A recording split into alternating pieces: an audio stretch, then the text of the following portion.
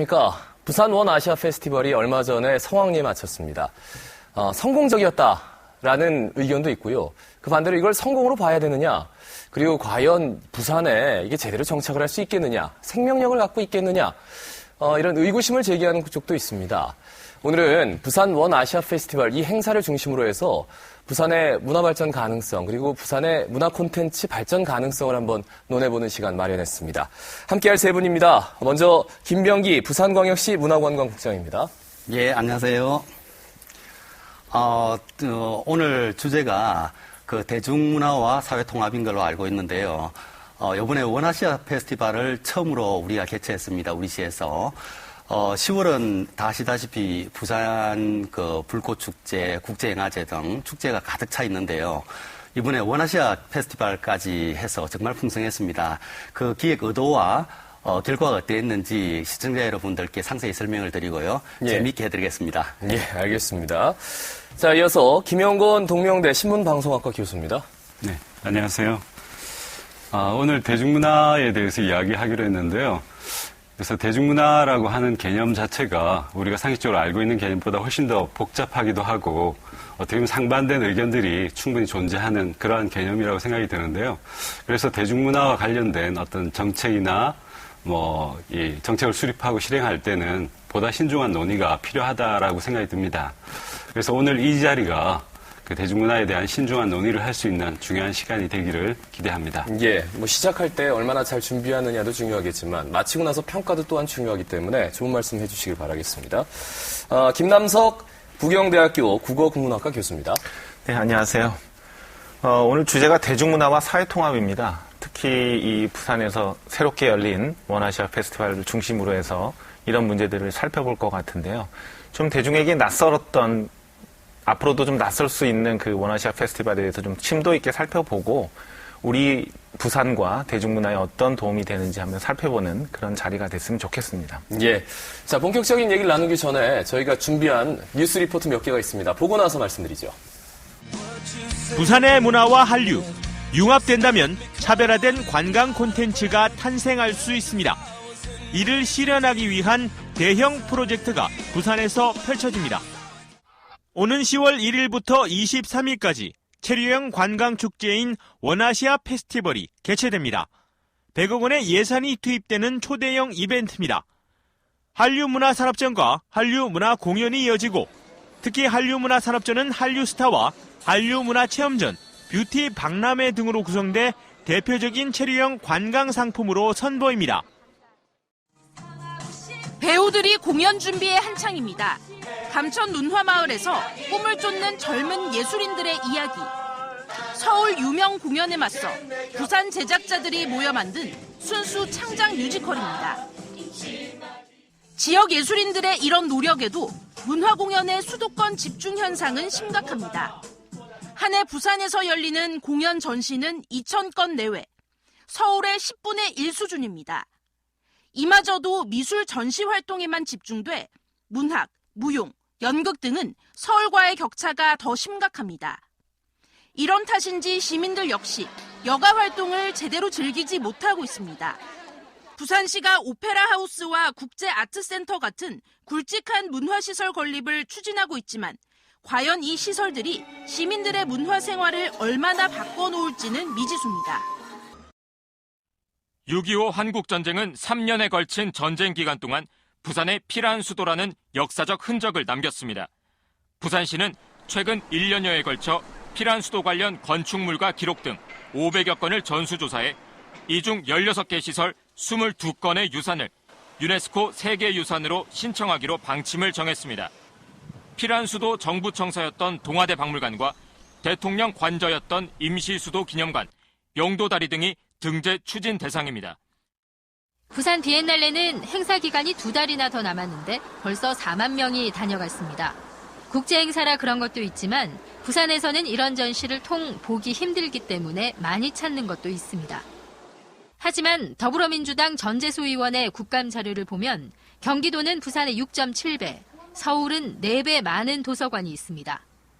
미술관은 고작 5곳이 있는데 제주도와 전라남도, 광주보다도 적은 숫자입니다. 박물관은 전국에 809곳이 있는데 이 가운데 단 2%, 16개만 부산에 있습니다.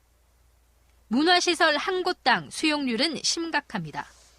도서관은 11만 명당 한 곳, 박물관은 22만 명당 한 곳으로 전국 꼴찌 수준입니다. 부산 사람들은 문화시설을 한번 찾으려면 먼 길을 가야 하는 경우가 많다는 얘기입니다. 부산이 참 소중한 문화자산들이 많은데 말이죠. 역사적으로도 그렇고. 그런데 이걸 잘 살리질 못하고 있는 것 같고 여전히 문화 인프라가 좀 부족하다. 이런 뉴스를 쭉 접하셨습니다. 맨 앞에 이제 원아시아 페스티벌이 가장 먼저 나왔는데 전체적으로 한번 원아시아 페스티벌을 둘러볼 필요가 있을 것 같아요. 어떤 성과가 있다고 보십니까? 아까 서두에 말씀드렸듯이, 원아시아 페스티벌은 K-팝, K-푸드, 그 다음에 K-뷰티를 종합하는 축제로서, 한중일을 포함해서, 동남아시아 모든 국가들이 이제 참여하는 그런 종합적인 축제로 기획을 했거든요. 예. 그리고 이제 사실은 아까 방송에 나왔듯이 대규모 예산이 투입됐는데요. 그 일종의 뚝을 트는 효과라고 볼 수 있죠. 그러니까 부산에 많은 콘텐츠와 관광 자원이 있는데도 불구하고 아직 제주나 서울에 비해서 안 알려진 면이 있어서 뚝을 터서 외국인 관광객들이 민물처럼 몰려와서 그것을 보고 와서 다시 재방문하게 하는 그런 게 기업을 얻어 있는데 저희들이 당초에 한 15만 정도의 관객을 예상했어요. 한 국내 12만, 해외 3만.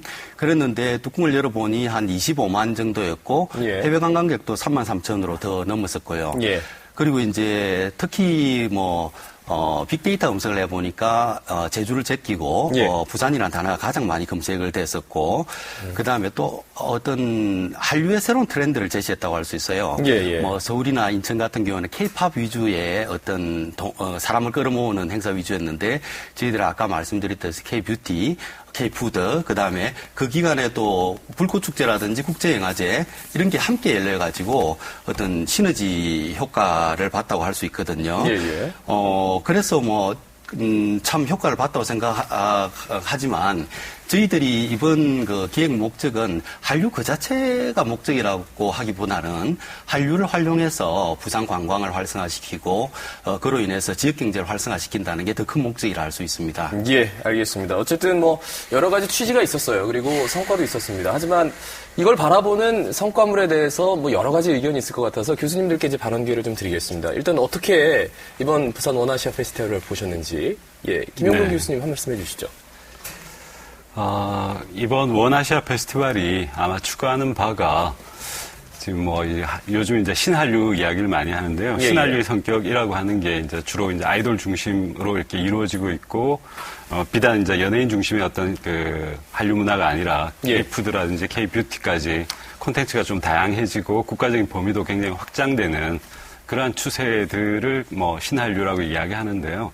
그래서 아마 그러한 신한류 추세에 맞춰가지고 이번 원아시아 페스티벌도 보면 단순히 이제 아이돌 가수뿐만 아니라 K-푸드나 K-뷰티나 이런 측면까지 다 포괄하고 있어서 어떻게 보면 신한류의 어떤 개념들을 정확하게 잘 이해하고 했던 면에서는 좀 긍정적이다라고 생각이 드는데 근데 이제 다양한 콘텐츠를 갖추고 있지만 그럼에도 불구하고 좀 생각해봐야 될 게 좀 다양성 측면에서 보면 연예인들을 갖다 이렇게 불러가지고 하는 데 있어서도 쭉 라인업을 갖다 제가 봤었는데요. 거의 다 이제 아주 젊은 아이돌 가수들 위주로 돼 있어서 그래서 아마 외국인들 같은 한류 문화를 좋아하는 외국인들이 비단 이런 아이돌 가수에만 집중돼 있지는 않고 주로 아이돌 가수 좋아하는 외국인들 같으면 좀 연령대가 낮은 그런 학생들이 많고 저희 대학에 유학 와 있는 외국인 학생들만 하더라도 보면 다양한 가수들을 굉장히 좋아하더라고요. 어떤 학생들은 보면 제가 카자흐스탄에서 온 학생들 물어보니까 이성철을 좋아한다는 학생도 있고 그다음 중국 같은 경우도 지금 우리 한국의 힙합 래퍼들을 좋아하는 그런 사람들도 많고 해가지고 그래서 좀 라인업이 좀 다양해졌으면 좋겠다라는 생각도 들고 또 한편으로 보면 원 아시아 페스티벌이라고 했는데 과연 문화의 관점에서 원 아시아라고 하는 네이밍 자체가 맞을까? 이 문화라고 하는 게 굉장히 다양성을 갖다가 이렇게 인정하고 그러한 가운데서 교류가 이루어지고 하는 그런 측면들을 갖고 있는데 한류 문화를 통해서 아시아를 하나로 묶겠다라고 하는 원 아시아 페스티벌 자체는 네이밍 자체가 좀 잘못된 거 아닌가 그래서 어떻게 보면 좀 한류라는 걸 갖다 너무 이렇게 좀 좋게 생각해서 약간 오만한 관점에서 이렇게 네이밍을 하는 거 아닌가라는 생각이 들어서 좀 그런 부분에 대해서는 고려가 필요할 거라고 생각됩니다. 일단 국장님 말씀 좀 들어볼게요. 어떤 뭐 이런 지적은 충분히 나올 수 있다고 당연하죠. 일반적으로 그런 지적이 많은데 예. 아까 이제 아이돌 가수 위주 그 라인업 말씀하셨는데 요번에 이제 부산시에서도 국시비도 투입됐지만 SBS에서 직접 대행을 했거든요, 이 사업을. 예. 그러다 보니까 좀 우리가 사실은 유료 개막식 유료였어요. 예. 그럼에도 불구하고 좀 다양한 아이돌 가수들을 갖췄어요. 그러니까 라인업이 굉장히 좋았다고 볼 수 있고요. 하고 비슷한 기간에 서울하고 인천에서 다 무료 공연을 했는데 우리가 다 표가 매진됐었거든요. 예. 그런 걸 보면은 라인업은 괜찮았다고 보는데 사실은 저는 라인업 이것보다도 사실은 아까 말씀하셨듯이 이게 종합 한류 축제거든요. 그러니까 아이돌 가수만의 어떤 K-팝에 집중된 행사가 아니고 그거는 하나의 집객을 위한 하나의 그런 행사로 볼 수 있고 집객을 통해서 다른 문화 관광 상품에 접근을 하게 하는 그런 역할을 하는 게 더 중요하다고 보고요. 그다음에 이제 아까 명칭 네이밍 관련해서 원아시아 페스티벌이라고 했는데 저희들도 이 명칭을 만들 때 다소 고민을 했었습니다. 예. 그 기존 한류가 다소 일방적인 면이 있어요. 그러니까 우리 그 K-팝 가수들이 해외 나가서 마치 어떤 그 식민지를 점령하듯이 환호하는 대중들을 끌어모으고 하는 그 방식이 과연 맞을까? 네. 아까 교수님 말씀하신 대로 신한류가 도입되면서 단순 드라마나 음악뿐만 아니고 하나의 생활 스타일까지 번져나가는데 예. 이렇다면 그 다양성을 인정하고 교류를 해야 되지 않느냐.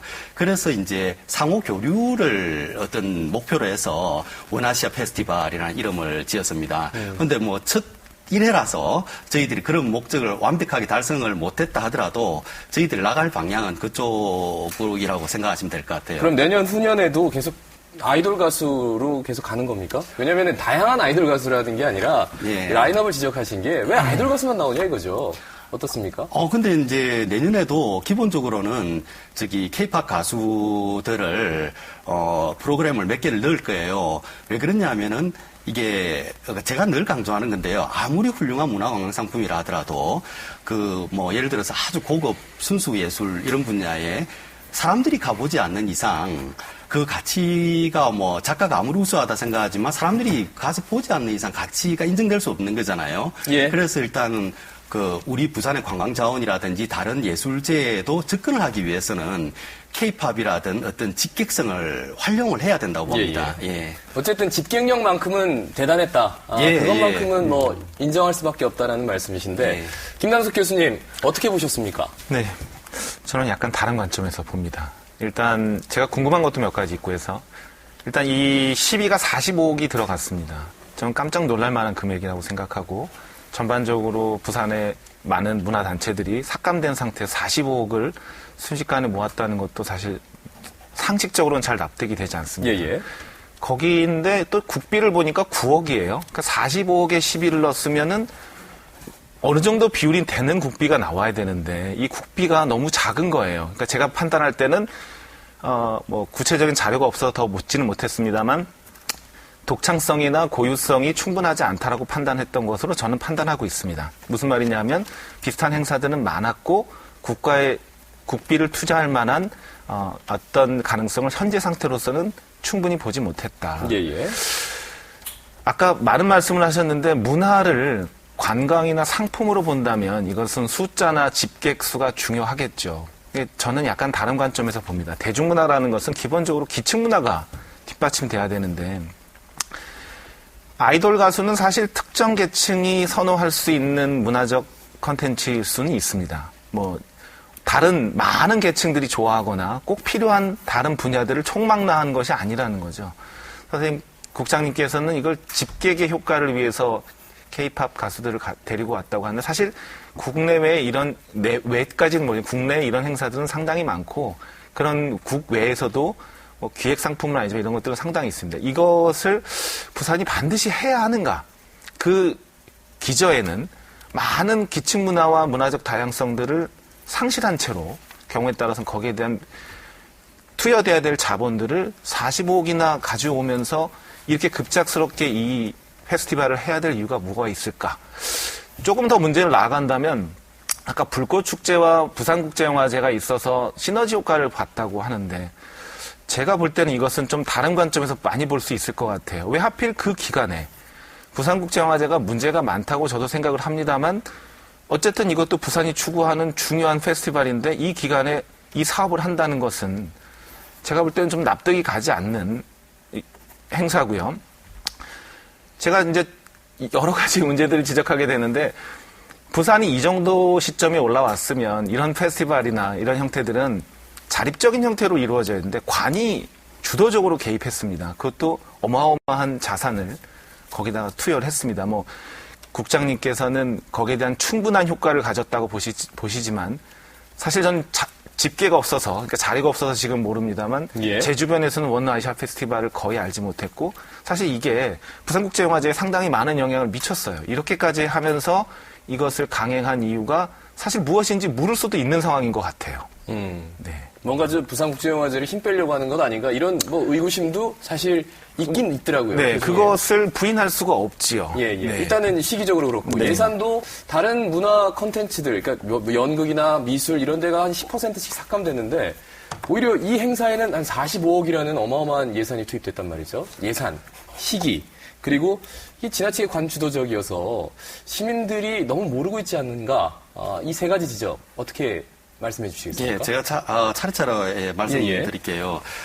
사실 제가 7월 1일자로 문화국장으로 왔는데 그 전에 기재부 예산실에서 담당 과장으로 있었는데요. 예, 예. 그래서 이제 예산 부분은 제가 충분히 먼저 설명을 드릴게요.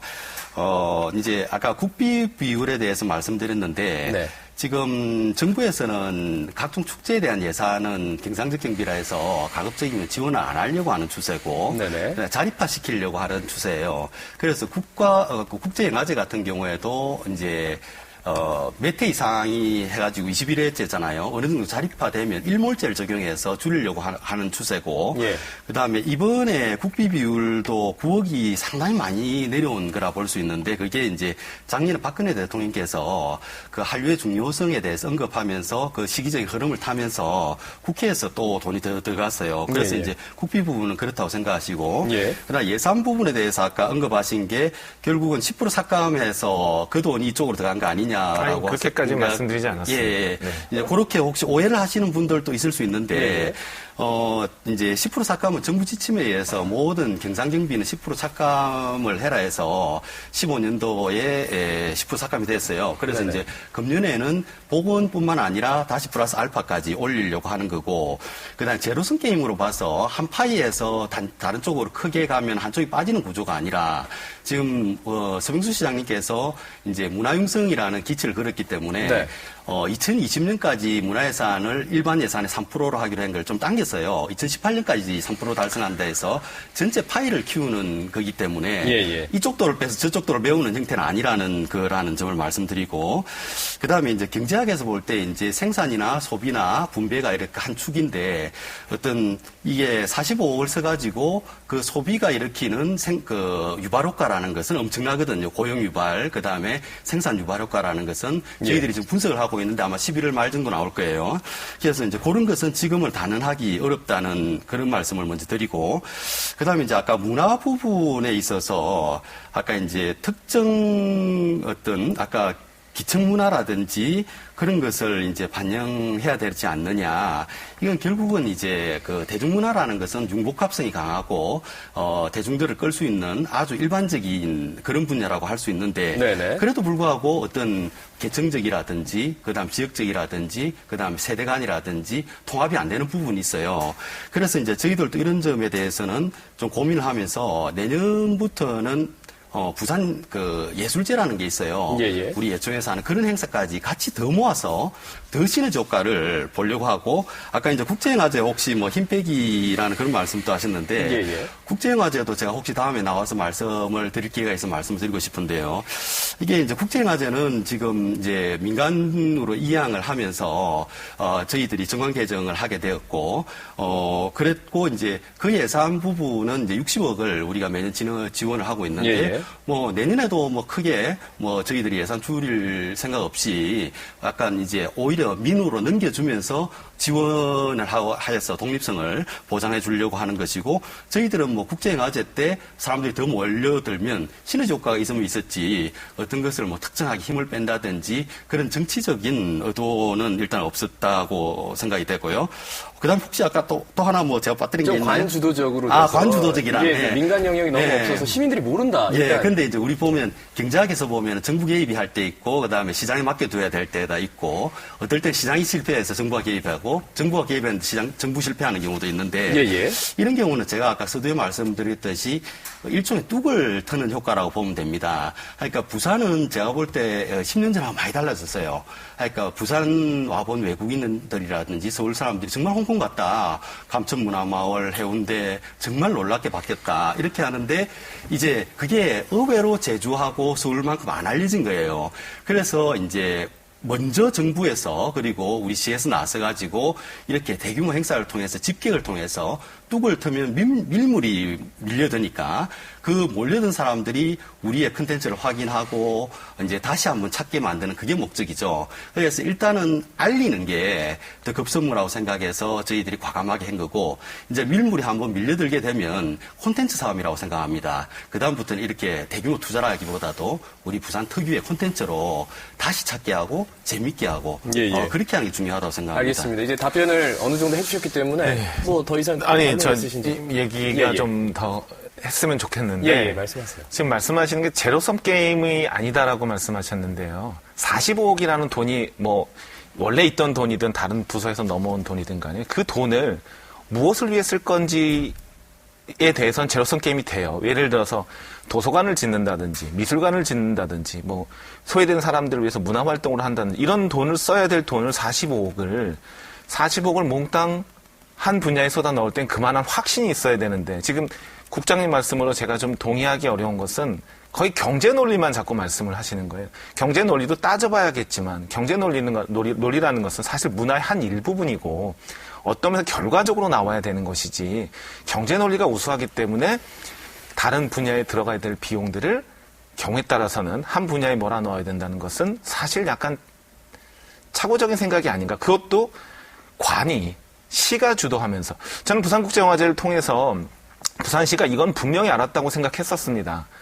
지원하되 개입하지 않는다. 근데 지금은 다시 개입할 수 있는 하나의 페스티벌을 자체적으로 만들어낸 것이기 때문에 굉장히 당혹스럽습니다, 이게. 그러니까 시기적인 문제가 안 된다 그러셨는데, 저는 시기적인 문제가 상당히 문제가 된다고 생각합니다.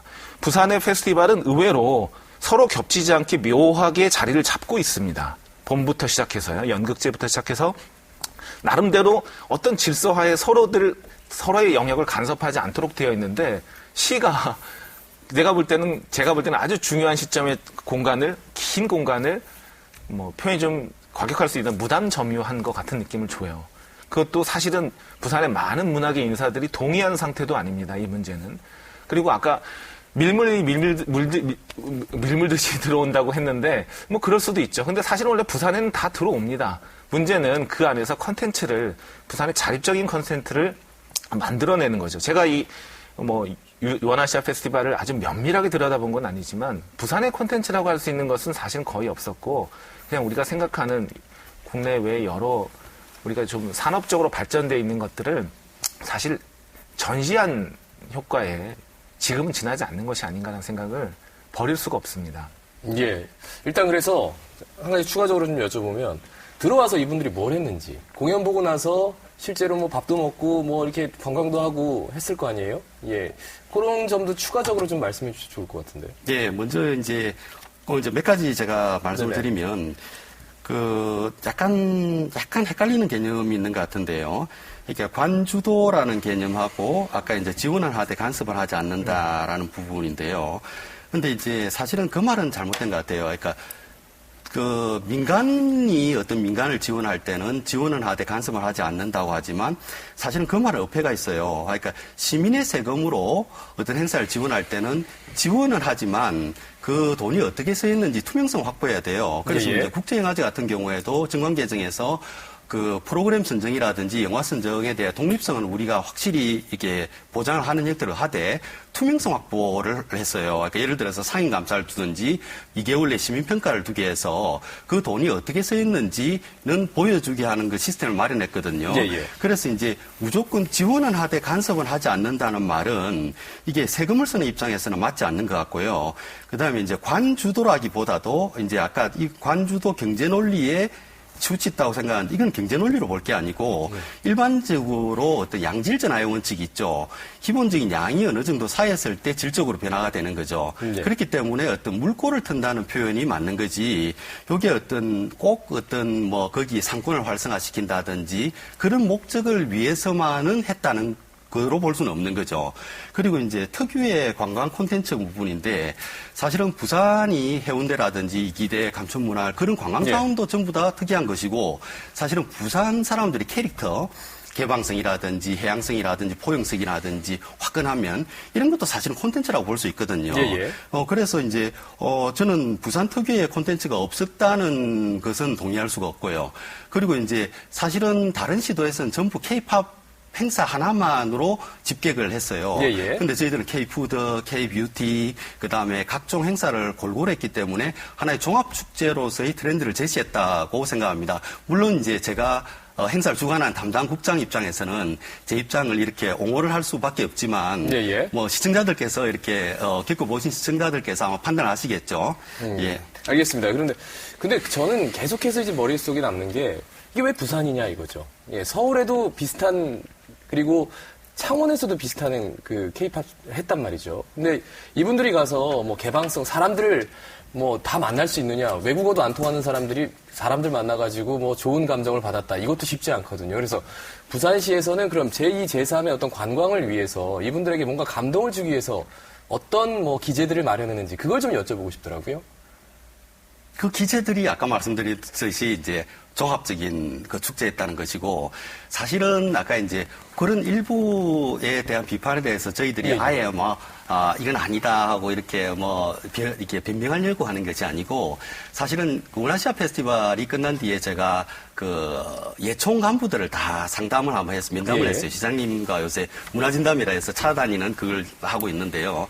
예총에 가서 이런 이야기를 했어요. 그러니까 예총에서 가장 큰 행사가 부산 예술제라는 10월 달에 열리는 그 있고 봄에 열리는 청소년 예술제라는 게 있는데 제가 뭐라 했냐면은 이게 그 어떤 문화에 대한 접근성을 높이기 위해서는 집객이라는 면이 상당히 중요하다. 아까 제가 말씀드렸듯이 이화원 공간도 세계적인 작가인데도 불구하고 그게 지금 그 위장 논란이 일어나고 나서 오히려 사람들이 더 많이 몰려들고 이렇지 않습니까?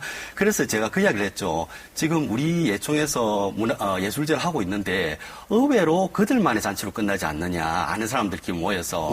그래서 이왕이면 내년에 기획할 때는 원아시아 페스티벌 기간에 부산 예술제도 같이 해서 반드시 부산에는 어떤 K-팝 행사만 있는 것이 아니고 K-팝, K-푸드만 있는 것이 아니고 어떤 미술제와 어떤 무용제와 이런 것도 동시에 열릴 수 있다. 그것을 보여주는 게 어떻겠습니까? 라니까 예총의 간부들이 다 찬성을 했어요. 그래서 아이고 좋습니다. 그렇게 해주십시오. 이렇게 됐거든요. 그래서 이제 첫 술에 배부를 수는 없어요. 완벽할 수는 없지만 이제 그런 비판을 수용해서 저희들은 계속 뭐 발전시켜 나가야 되겠죠. 예. 김 교수님 추가로 좀 말씀해 주시죠. 그래서 제가 처음에도 말씀드렸지만 대중문화에 관련된 행사를 할 때 뭐 사전에 사실은 좀 신중한 논의가 필요한 부분들이 있었는데 원아시아 페스티벌 할 때 뭐 그런 식의 어떤 부산 시민의 공감대를 일으키는 그런 논의가 없었던 거 아닌가라는 생각이 들고요. 뭐 아까 김 교수님도 말씀하셨지만 거의 뭐 부산 사람들이 이걸 행사를 하는지를 모르고 있는 그런 상태고 사실 언론에 노출도 별로 안 되는 상태라서 이게 부산 사람들이 이런 뭐 페스티벌을 갖다 주최하고 난 다음에 우리가 한류의 어떤 중심지가 됐구나 하는 그런 자부심을 느낄 수 있었을까 뭐 그런 의심들이 들어서 그런 부분에 대해서 좀 사전에 논의가 좀 필요하지 않았나 생각이 듭니다. 그 부분에 대해서 조금만 제가 말씀드릴게요. 사실 그런 부분에 대해서 인정합니다. 그러니까 제가 아까 말씀드렸듯이 그 7일 일자로 제가 문화관광국장에 왔는데요. 제가 이제 7일 1일 오니까 때마침 시장님 민선 그 임기가 4년인데 2년을 반환점을 돌았더라고요. 그래서 이제 새로운 제가 문화 정책을 발표를 했는데 제 이제 국장이라 하면은 중앙으로 지금 장관이에요. 이 분야에 대해서. 이제 제가 이제 어떤 철학을 갖고 일을 추진하는데 제가 그랬어요. 모든 어떤 정책이라든가 이것은 기존 방식은 일방적으로 발표하고 보도자를 뿌리고 기자들한테 내는데 이건 잘못된 것이다. 의견을 수렴해야 된다. 그래서 제가 9월 1일자에 문화회관에서 우리 바다TV라는 인터넷 TV를 통해서 모든 문화단체 다 오라 했어요. 그러고 제가 밤 12시까지 끝장 토론을 할 수 있다. 그러면서 일단 초안을 만들어서 의견을 다 구했습니다. 예, 그러면서 좋은 의견을 계속 만들어가고 있고 그걸 이제 취합된 걸 1월달에 발표할 건데요. 근데 원아시아 페스티벌도 제가 만약에 그 전에 착임을 했다면은 아마 그런 식으로 했을 겁니다. 공청회를 열어가지고 좀 더 의견을 수렴하고 그랬을 건데 그거는 뭐 제가 뭐 약간 아쉬운 점인데 내년부터는 아까 교수님들 지적하신 대로 프로그램 짤 때부터 각종 문화단체라든지 여러 번 공청회를 거쳐서 의견을 듣도록 그렇게 하겠습니다. 알겠습니다. 자, 원아시아 페스티벌 취지, 성과에 대한 평가, 뭐 이 정도로 좀 해보고요. 다른 얘기를 좀 하겠습니다. 그럼 한류가 정말 대중문화 발전에 기여한 바가 있긴 있는데 이 상태의 한류가 계속해서 나가는 방향이 맞는 건지 이 방향성에 대해서는 좀 의견이 다양한 것 같아서 두 분 교수님께 좀 시간을 드릴게요. 이 지금의 한류 콘텐츠의 방향성 그리고 대중문화의 기여도 어떻게 보시는지요? 지금 뭐 한류 문화가 사실은 그 처음에 한류 문화가 등장했다가 중간에 뭐 2000년대 중반에 좀 고전하다가 다시 또 신한류라고 하는 K-팝 중심으로 해서 다시금 또 이 위치를 갖다 되찾고 있는데요. 근데 이제 그 지금 우리나라 정부나 아니면 대부분의 어떤 문화 산업을 연구하는 학자들 같은 경우에 이 한류 문화라는 것 자체가 외국에 나가서 얼마만큼 경쟁력이 있는지 아니면 얼마만큼 많은 돈을 갖다 벌어들일 수 있는지 아니면 얼마만큼 많은 관광객들을 갖다가 끌어들일 수 있는지 하는 주로 이렇게 경제적이나 산업적인 측면에 치중해서 문화를 바라보는 그런 관점들이 있는 것 같거든요. 그래서 그런 경우에 어떻게 보면 문화라고 하는 것이 단순히 산업적인 측면만 있는 게 아니라 굉장히 정신적인 측면도 있고 창조적인 어떤 노력들이 필요한 부분이 있는데 너무 이렇게 한쪽에 산업적인 측면에 치중하다 보면 오히려 한류가 쇠퇴할 수도 있겠다라는 생각이 들거든요. 그래서 한류라고 하는 것 자체가 원래 뭐 어떤 사람들은 한류가 뭐 중국에서 처음 유래했던 말이다라는 이야기도 하는데 실제로 보면 아마 한류라는 말 자체는 일본에서 만들어낸 말인 것 같고요. 그래서 이게 아시아의 어떤 문화가 1980년대 같으면 홍콩의 어떤 그 영화들이 아시아의 아주 지배적인 문화가 돼서 그걸 갖다 홍콩류라든지 항류라고 이렇게 일본에서 이름을 붙였고 1990년대 같으면 일본의 어떤 대중문화가 아시아 전체를 또 석권하는 그래서 인류라는 말을 갖다 붙이고 2000년대 와서 한류라고 하는 말이 붙었는데요. 그래서 문화의 어떤 중심이라고 하는 게 항상 그냥 지배적인 위치가 계속 유지되는 게 아니기 때문에 우리나라도 언젠가는 뭐 홍콩이나 일본 같이 그 아시아 지역에서 아니면 전 세계 지역에서 지금 한류와 같은 위치를 계속 유지할 수 없을 수도 있겠다라는 생각이 들어서 그래서 문화에 대해서 좀 다양한 관점에서 살펴보고 그래서 문화를 갖다가 단지 산업적인 측면이 아니라 사회와 인간에 대해서 고민하는 그런 문화의 어떤 근본적인 취지를 고민하지 않으면 지금 한류의 위치가 쇠퇴할 수 있겠다라는 그런 뭐 걱정도 해보게 됩니다. 이제 돈이 들어가는 측면이기 때문에 얼마만큼 뭐 이게 투자 대비해서 이익이 났다. 이게 수치상으로 나오는 게 뉴스하기는 제일 좋거든요. 저희도 사실. 그런데 분명히 정신적인 측면, 다양한 분야의 문화가 문화로서 성공해서 거기서 이제 경제적인 효과를 얻어야지 경제적인 효과만 바라보면 분명히 실패할 수도 있다. 이 말씀 충분히 공감하는 부분입니다. 어떻게 보십니까? 교수님. 네, 김영곤 선생님 말씀에 뭐 전적으로 동의합니다. 뭐 한류 자체는 뭐 저는 사실 중국에서 중국 학자가 먼저 발언한 것으로 알고 있었는데 뭐 어디 나라가 중요한 것보다는 외국에서 우리 문화를 바라볼 때 붙여진 이름인 건 분명한 것 같아요. 그러니까 우리는 그냥 우리의 문화를 즐기고 만들고 경우에 따라서는 뭐 소비하고 이런 상황 속에 있었는데 그것을 외국에서 바라봤을 때 저것이 경우에 따라서는 뭐 자기들한테 영향을 미칠 수도 있고 돈이 될 수도 있고 경우에 따라서 상품이 될 수도 있다라는 아이디어를 전해준 거죠. 그리고 실제로 그런 일들이 벌어지니까 이제는 외국 사람들, 그러니까 상품을 구매하려는 사람들에게 맞춰서 한류를 제작하려고 하는 움직임들이 많아지고 있는 것 같아요. 그래서 뭐 예를 안 들어도 아실 거예요. 텔레비전 드라마인지 옛날에 많이 실패했던 영화라든지 뭐 이런 것들이 그런 종류의 대표적인 것들이고 요즘은 뭐 가수들이 해외 나가서 공연하고 이런 것들입니다. 좋지도 나쁘지도 않습니다. 근데 우선순위는 바뀌어야 된다고 생각을 해요. 원래 우리는 우리가 필요한 문화를 만들고 향유하고 즐기고 어떻게든 소비하는 과정 속에서 그것이 뭐 다듬어지고 하나의 상품 가치로 나타난 것이지 예. 상품으로 만들기 위해서 처음부터 다듬은 적은 없거든요. 원아시아 페스티벌이 우리가 위험하다고 생각하는 게 여기에 있습니다. 그러니까 자연스럽게 우리가 문화를 즐기면서 필요에 의해서 문화적인 것들이 나타나고 그것들이 각자의 필요에 의해서 결합하고 페스티벌이 돼야 되는 것인데 이게 상품이 될 수 있고 교류가 될 수 있다는 외부적 시각이 대입되면서 강제로 정의된 거죠. 이게 당장에는 큰 효과를 가져올 수 있지만 문화의 본질이 아닐 뿐만 아니라 이것 자체가 위기를 가져올 수 있습니다. 저는 기층성에 대한 얘기를 했는데 저는 연극평론을 하기 때문에 연극을 하는 사람이 얼마나 열악한 상황 속에 있는지 잘 알고 있어요. 부산에 극장들이 거의 없습니다. 없다는 말을 하면 신뢰될 말일 것 같지만 우리가 충분히 문화적으로 향유할 수 있는 극장이 없는 상태에서 원아시아 페스티벌이 먼저일까라는 생각을 하게 되는 거죠. 도서관이 별로 없어요. 제가 도서관에 가서 가끔 강연을 하는데 도서관이 그렇게 많지 않습니다. 예산도 적고 사람들이 접근하기도 좀 힘들고 책도 많지 않습니다. 이거 과연 이것보다 이게 더 급한 건가? 부산에 많은 외국인 노동자들이 들어와 살고 있는데 그들에게 문화가 필요해요. 이런 문화들에 대한 접근은 도외시한 상태로 상품이 될 수 있다고 화려한 것들, 그것도 부산의 원래 고유의 것이 아닌 것들을 가져와서 축제로 만든다는 게 먼저 우선이 돼야 되는 걸까? 예. 제가 말씀드린 건 뭐냐면 한류가 나쁘다는 것이 아니라 한류를 과연 어떻게 일으키고 어떻게 사용할 것인에 대한 우선순위가 있어야 돼요. 기층 민중이 그것을 강렬하게 원하고 그것을 해야겠다고 생각하면 그게 일어나야 되는 거죠. 하지만 그들은 그것보다 더 중요한 문제가 있는데 정부가 관이 이걸 강제적으로 이 문제를 이게 우선이야라고 정해주는 것은 많은 문제를 가져올 것이고 이미 가지고 있다고 생각을 합니다. 예. 근데 저는 지금 이제 말씀을 쭉 들으면서 제가 살짝 지금 오늘 출연자 이 명명을 봤는데 부산광역시 문화관광국장이시잖아요. 예. 그러니까 여기에 모든 게 담겨 있는 게 아닌가라는 생각이 듭니다. 부산의 그 예. 패러다임 자체가 예. 문화를 통해서 관광을 활성화시키고 관광을 예. 활성화시키고 또 맞습니다. 문화를 활성화시키라. 예, 그런다면 약간의 이 두 분과의 의견은 좀 배치되는 게 아닌가. 어떻게 보시는지요? 저는 사실은 우리 교수님 생각하고 제 생각하고 동일한데 표현의 방식에 있어서 약간 오해를 불러일으킬 소지가 있다고 생각하는데요. 예. 제가 아까 서두에 분명히 말씀드렸듯이 한류가 목적이 아니라고 그랬죠.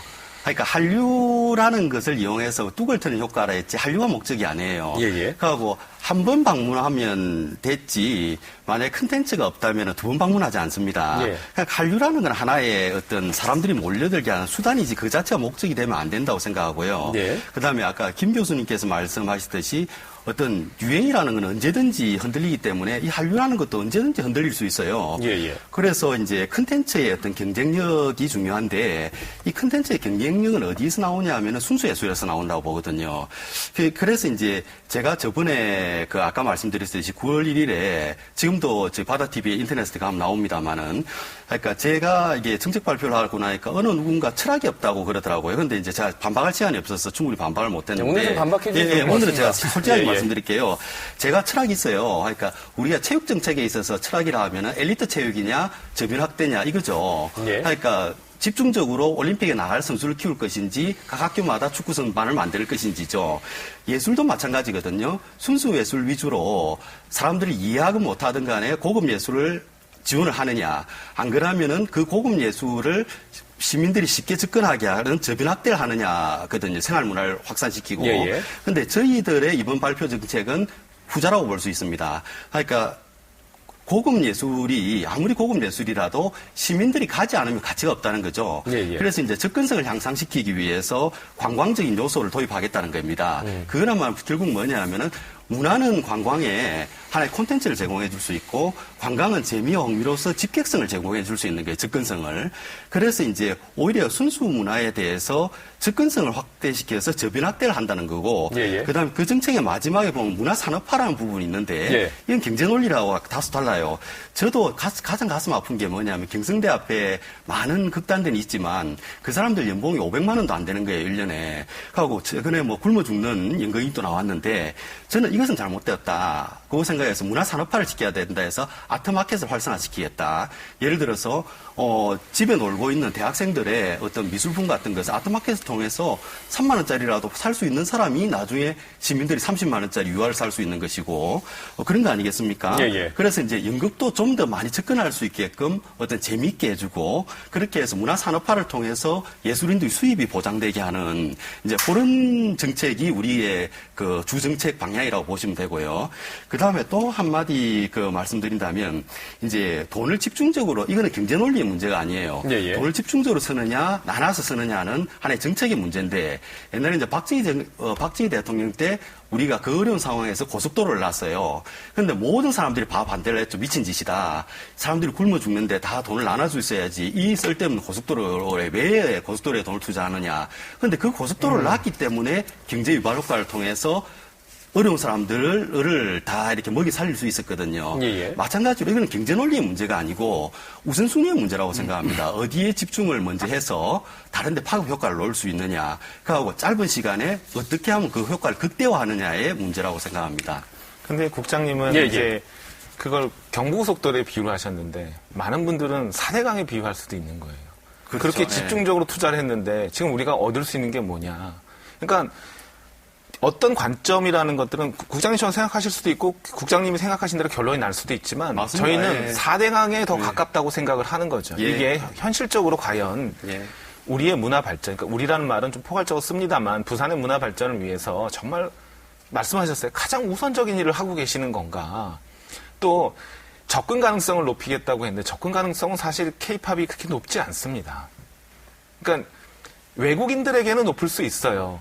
근데 부산 사람이나 한국 사람들에게 뭐 일부 계층은 그럴 수 있습니다만 K-팝은 경우에 따라서는 아주 접근 가능성이 높은 분야는 아닙니다. 제가 생각하는 접근 가능성은 그러니까 삶과 함께 있는 거예요. 자기 집 주변에 극장이 있어야 되는 것이고 자기가 조그만 돈을 들여도 좋은 양질의 프로그램을 볼 수 있고 유명한 가수를 보는 것도 중요하지만 그리고 우리가 조금만 눈여겨보면은 정부의 조금 지원과 이런 것들을 받아서 작품을 만들 수도 있고 이런 것이 접근 가능성이라고 저는 판단하는 것이지 어느 날 말을 하셨다시피 네. 물밀듯이 밀려오는 것은 아닌 것 같아요. 예, 오늘 주제가 그래서 대중문화와 사회 통합입니다. 그러니까 예, 분명히 좀 짚고 넘어갈 문제들이 많아서 여러 가지 짚어봤는데 김영훈 교수님도 한 말씀 좀 부탁드릴까요? 그래서 계속 그 K-팝 중심으로 말씀을 하셨는데 예. K-팝에도 이제 다양한 분야가 있으니까 물론 이제 지금 K-팝의 그 가장 지배적인 어떤 장르가 아이돌 가수들이긴 하지만 그래서 좀 다양한 분야를 아우르는 그런 콘텐츠를 만들었으면 좋겠다라고 생각했고 또 최근에 보면 사실 그 아이돌 가수를 좋아하는 어떤 영역들이 아주 10대, 20대 초반 정도까지 머무르고 있기 때문에 어떻게 보면 국장님 말씀하신 대로 다양한 집계 효과를 노린다면 조금 더 다양한 라인업들이 구성되는 게 좋을 것 같다는 생각이 들고 또 10월 달에 보면 사실은 대학 축제들을 굉장히 많이 하는데요. 대학 축제들에도 다양한 가수들이 오는데 이번에 이제 대학 축제들 할 때 보면 가수들 중에 가장 지배적인 그 음악 장르가 힙합 랩하는 가수들이 많이 왔는데 예, 예. 그래서 어떻게 보면 그 우리나라 한국 대학생들이 좋아하는 이런 문화를 사실은 그 외국인들이 와서 경험하게끔 하면 어떻게 보면 그 원아시아 페스티벌보다 더 효과 있는 훨씬 적은 예산을 들이고도 할 수 있는 그래서 아까 말씀하셨지만 그 김남숙 교수님 말씀하셨지만 한국 사람들이 즐기는 것들을 실제로 즐기고 있는 것들을 갖다 보여주는 그런 부분도 필요할 거라는 생각이 듭니다. 예, 예. 자, 이거 시간이 좀 지나서 제가 K-뷰티, 아까 K-푸드를 좀 추가적으로 여쭤보고 싶은데 이거는 좀 다음으로 미뤄야 될 것 같습니다. 예. 마무리 발언을 좀 들어야 되는데요. 김남석 교수님부터 마무리 발언 기회를 드리겠습니다. 마무리 발언이라기보다는 제가 이 사회통합에 대한 생각은 국장님과 크게 다르다고는 할 수 없지만 좀 다르게 볼 여지가 충분히 있다고 생각을 합니다. 계층별, 성별, 지역별 이런 것들도 분명히 중요하지만 이 대중문화 안에서는 대중문화를 후원하는 사람과 대중문화를 만드는 사람과 그것을 즐기는 사람과 그것을 비평하거나 연구하는 사람들 사이에 여러 가지 차이들이 있었어요. 이 차이들을 사실은 아까 괴리가 어떤 괴리냐고 했는데 이 괴리들이 상당히 많이 부산에선 활성화된 겁니다. 후원하는 사람은 후원하는 것의 역할에 만족하지 못했던 경우가 있고 만드는 사람은 그것을 바라보는 사람, 즉 관객이 어떠한 참여도를 가져야 되는가에 대해서 상대적으로 이해가 부족했던 점이 있어요. 관객 역시도 우리가 저 상품을, 그러니까 저 관광 상품이든 문화 상품이든 저것을 향유할 때 어떠한 자세로 수동적으로 할 것인가 적극적으로 할 것인가 경우에 따라서는 적극적으로 개입할 것인가 이런 어떤 의사표현 없이 그냥 던져지는 것을 받아들이는 것에 익숙한 사람들도 있어요. 또 우리 저희같이 이걸 비판하고 연구하는 사람들은 그 문제를 어떻게 조정해야 될지 생각을 못 해봤습니다. 부산국제영화제가 논의에 올라올 수밖에 없는데 이 문제는 사실 그 문제에 대한 어떤 논의의 시발점을 마련해 줬어요. 어떻게 해야 될 것인가. 후원하는 사람은 어떻게, 만드는 사람은 어떻게, 향유하는 사람은 어떻게, 그것을 비판하거나 분석하는 사람은 어떻게. 근데 원아시아 페스티벌은 아무리 생각해도 지금 국장님 얘기를 들어도 이러한 우리가 만들어 놓은 이런 뭐라고 할까 각자의 역할들 또 좀 더 나은 문화를 위한 어떤 진보된 어떤 성향들 이런 것들을 제가 볼 때는 고려하지 않은 축제인 것 같습니다. 일반적으로 관이 보는 사람이 무엇을 볼 것인가를 염두에 두지 않은 채 만드는 사람이 무엇을 만드는 것일까를 염두에 두지 않은 채 주도했기 때문에 문제가 많고 그런 문제들로 인해서 생각보다 많은 비용들이 지금으로서는 낭비된 것이 아닌가라는 생각이 듭니다. 부장님은 답변을 하시겠지만 사실 효과가 산업적인 효과가 어떤지는 모르겠으나 이런 기획을 지금의 컨셉으로 계속 유지한다는 것은 굉장히 위험하고 경우에 따라서는 이것들을 다시 원점으로 돌려서 다시 시작해야 하는 시점이 아닌가라는 생각이 듭니다. 예. 자, 김영경 교수님. 네, 올여름에 한국에서 굉장히 흥행이 잘 됐던 영화 중에 부산행이라고 하는 영화가 있었는데요. 그래서 부산행 영화가 아마 중국이나 다른 유럽 국가에서도 굉장히 흥행이 잘 되고 화제가 돼서 아마 중국에서도 부산이 아주 핫한 검색어가 되고 있다고 이렇게 이야기를 하는데요. 그래서 부산행이라고 하는 영화 자체가 어떤 해외 진출을 갖다 시도한 게 아니라 아마 그 안에는 어떻게 보면 우리 사회의 어떤 문제를 갖다 파헤치고 고민하고 그다음에 인간에 대한 애정을 가지고 사람을 바라보는 그런 관점들이 담겨 있었기 때문에 그게 어떻게 보면 한국 관객들한테도 호소력이 있었고 외국에 나가서도 흥행이 잘 된 그런 측면이 있다라고 생각되는데요. 예. 그래서 어떻게 보면 우리 한류 문화가 그런 어떤 사회에 대한 고민들 그다음에 인간에 대한 애정 이런 것들이 있다면 그걸 갖다 서로 보면서 서로에 대한 이해를 넓히고 그러면서 이제 어떻게 보면 사회에 대해서 어떤 서로 통합할 수 있는 그런 측면도 있고 아마 문화의 어떤 발전도 기할 수 있지 않을까 하는 생각이 듭니다. 그래서 진정성이 뭔가 대중문화에서 그런 것들에 대한 고민이 필요할 것이라고 생각이 듭니다. 예. 오늘 정말 숙제 많이 받으셨네요. 예. 국장님, 마무리 발언 기회 드리겠습니다. 예, 이제, 저는 대중문화에 대해서 꼭 이 말을 하고 싶은데요. 어떤 예술가들은 대중문화를 굉장히 천박하게 봅니다. 예를 들어서 오페라 하는 가수들 같은 경우에는 일반 팝 가수들에 대해서 약간 천박하게 보는 경향도 있는데요. 저는 달리 봅니다. 대중문화라는 것은 민심을 대변한 거고 옛날부터 민심이 전심이다라는 말도 있지 않습니까? 그래서 이제 대중문화라는 것은 굉장히 중요하고 민심을 잃는 그런 문화라고 할 수 있기 때문인데 이제 근본적으로 우리가 대중문화의 수준을 높여야 됩니다. 그 대중문화의 수준을 높이기 위해서는 어떤 기초예술의 콘텐츠가 있어야 되기 때문에 제가 이제 그런 것을 노력을 할 건데 아까 이제 우리 김 교수님께서 말씀하신 그 문화의 생산자와 소비자 그다음에 지원할 수 있는 어떤 기업이라든지 매선할 수 있는 그런 거에 대해서 제가 생각할 때는 그 말이 정말 맞다고 생각하는데요.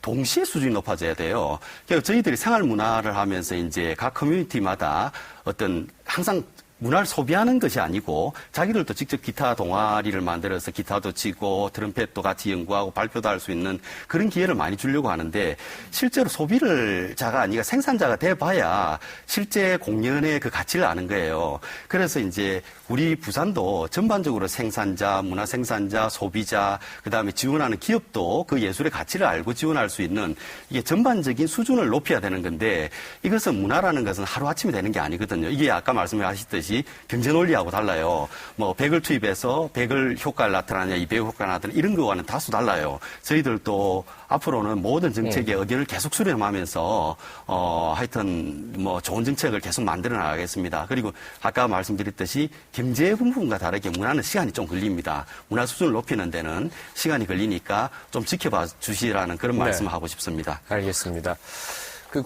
국장님이 첫 술에 배부를 수 없다라는 말씀을 하셔서 오늘 관련해서 저도 마무리 발언을 좀 하겠습니다. 여러분은 이번 부산 원아시아 페스티벌 정말 성공적으로 개최가 됐다라고 했을 때 어떤 생각이 드셨습니까? 잘 모르셨다고요? 혹시는 그냥 그렇다고요?